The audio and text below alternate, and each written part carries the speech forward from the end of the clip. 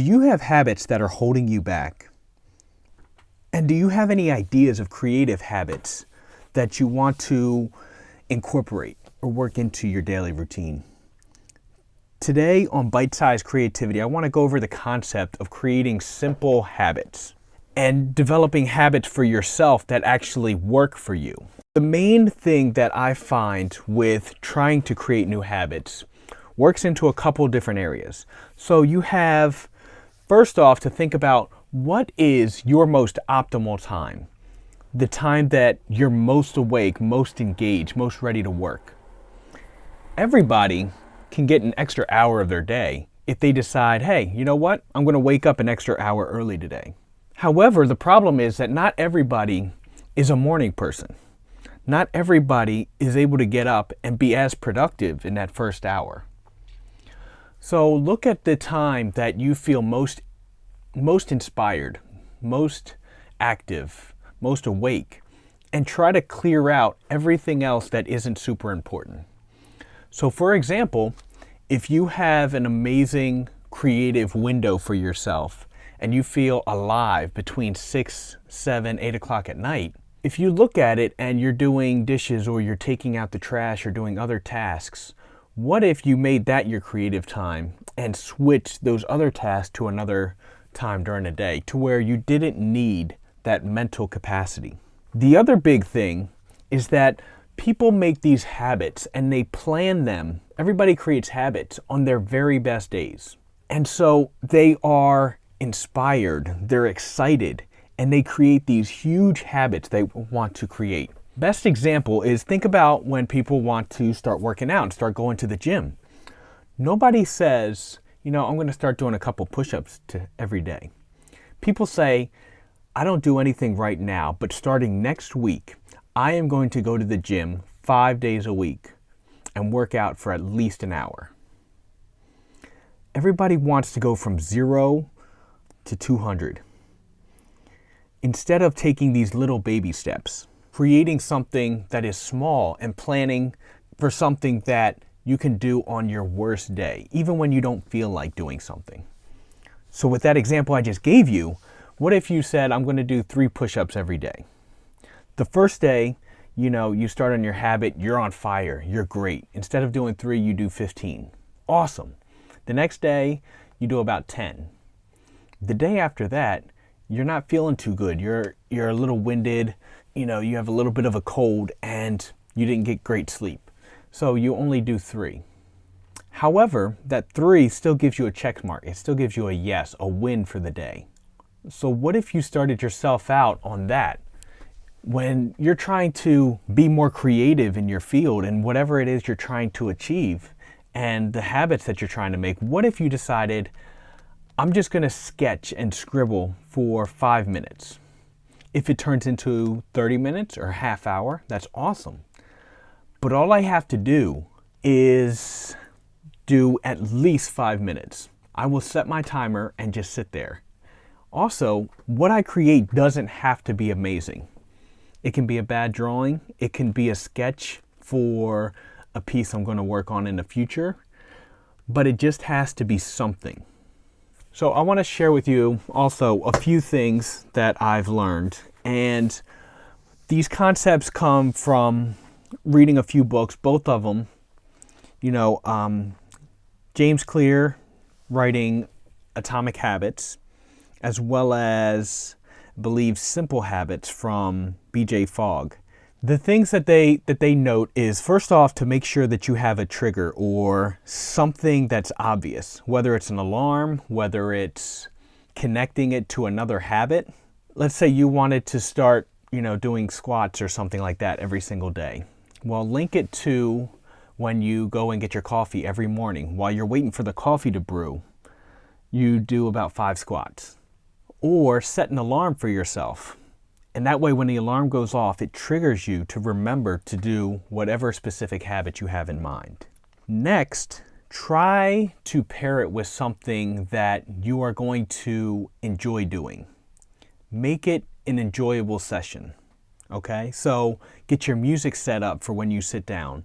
Have a have Netflix on in the background playing like an old episode of something that you enjoy, that kind of gets you into a mode of, I'm trying out this new habit, I'm trying to make it great. And what I'm going to do is I'm going to play these songs or this episode in the background that I enjoy, and I'm going to connect it to every time I sit down and do that, I'm also going to draw, or I'm also going to sculpt or sketch or do something creative.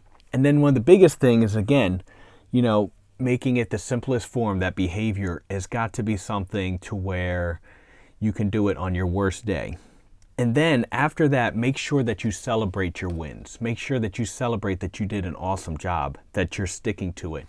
However it works best to celebrate, whether you have little goodies for, a week or a month of doing good thing, of staying on track, whether it's a daily checklist that you get to cross off, something that's satisfying for you.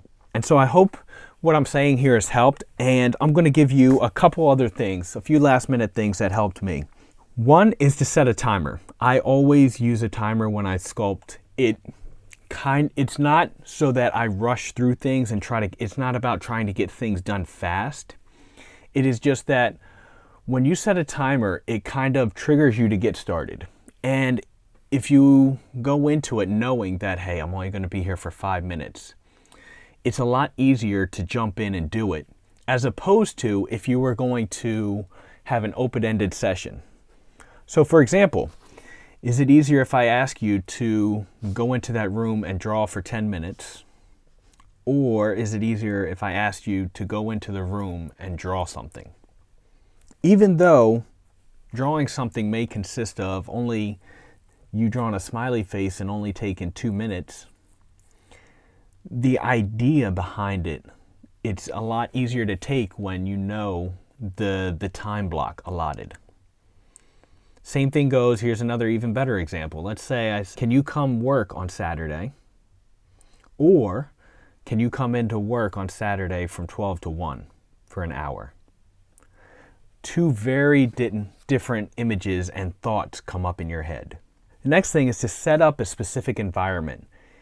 Even if, it doesn't even have to be set up perfect, but even if you have a space set up for yourself to where you can just walk in and go.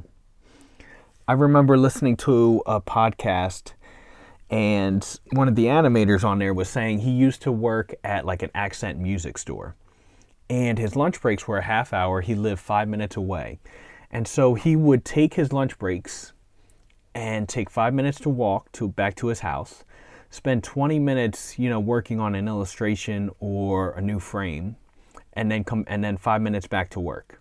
And he said that he would have his computer on and the program up and open. That way when he came in, all he had to do was sit down and start going. So what if you had that?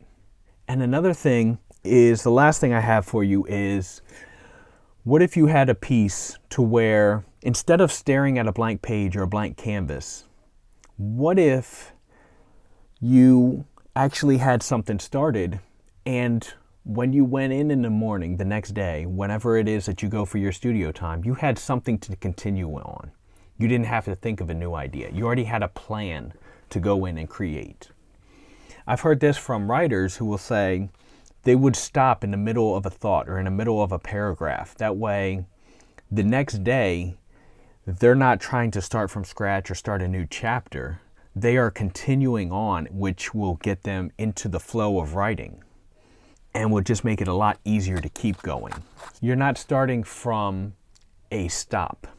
You are continuing, you're kind of continuing on, and kind of like instead of stopping, dead stop at a red light, you're kind of have a rolling stop to where you slow down, but the light turns green and nobody's in front of you.